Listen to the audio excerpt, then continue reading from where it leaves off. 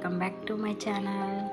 ఈరోజు మన వీడియో అయితే చూసేయండి. మరి కొంచెం బ్రెడ్ హల్వా చేశాను పిల్లలిద్దరి కోసం. అదైతే వీడియో తీయలేకపోయాను. మళ్ళీ నెక్స్ట్ టైం హల్వా చేసినప్పుడు వీడియో తీస్తానండి.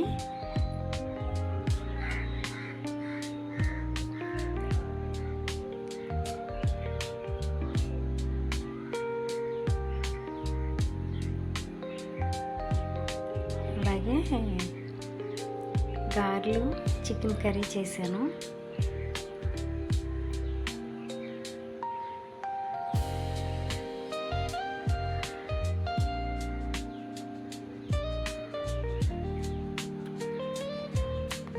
పప్పు అయితే ఇలా రుబ్బుకున్నానండి. గారెలకి కొంచెం గట్టిగా మురుంగా ఉంటేనే టేస్ట్ అనేది బాగుంటాయి. గారెలు గుల్లగా వస్తాయండి.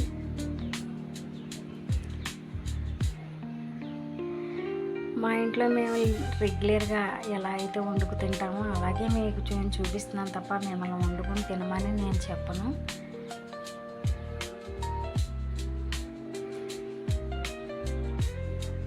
మా ఇంట్లో మేము తినేది ఏంటి, నేను ఎలా వండుతాను అనేది చూపిస్తున్నాను. వీడియో పూర్తిగా చూసేయండి.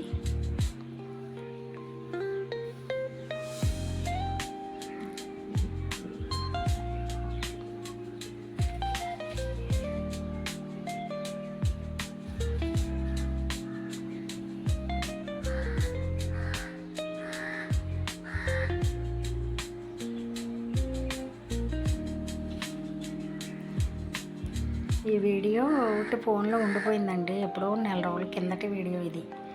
నేను పెట్టలేదు ఆ వీడియో. ఇప్పుడు చూశాను, ఇప్పుడు వాయిస్ ఓవర్ ఇచ్చి పంపుతున్నాను.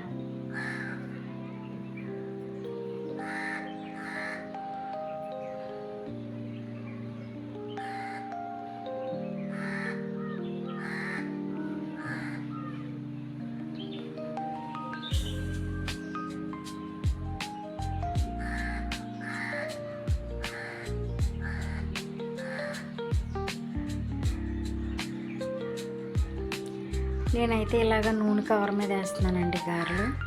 ఒక్కొక్కరు ఒక విధంగా వేస్తారు. కొంతమంది టీ జల్లుడి మీద వేస్తారు, కొంతమంది మందారాకుల మీద వేస్తారు, కొంతమంది అరిటాకుల మీద వేస్తారు.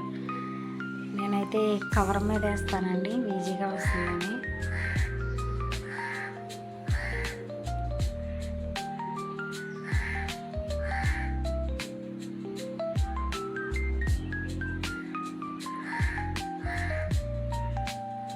నేను ఛానల్ పెట్టి వర్షాకాలం వచ్చే సంవత్సరం అవుతుంది.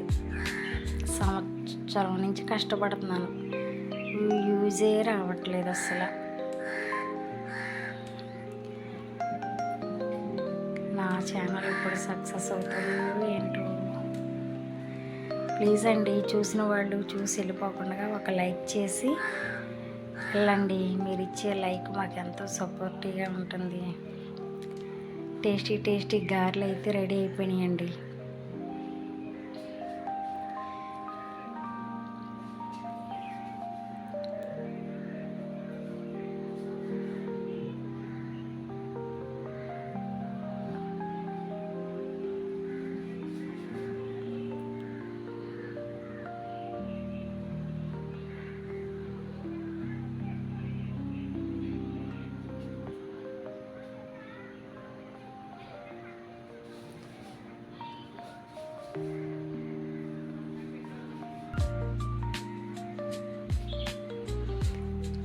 ఇక్కడ చికెన్ కర్రీ వండుతున్నానండి పక్కనే.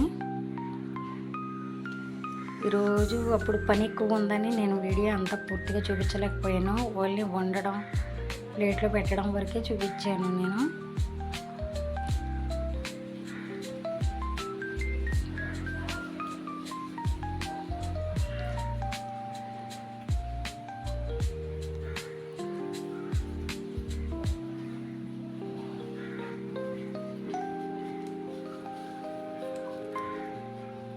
వేడివేడి చికెన్ కర్రీ, వేడివేడి గారెలు ఎంతమందికి ఇష్టము? గారెలు తింటే ఇంకా భోజనం చేయక్కర్లేదు నన్ను అడిగితే.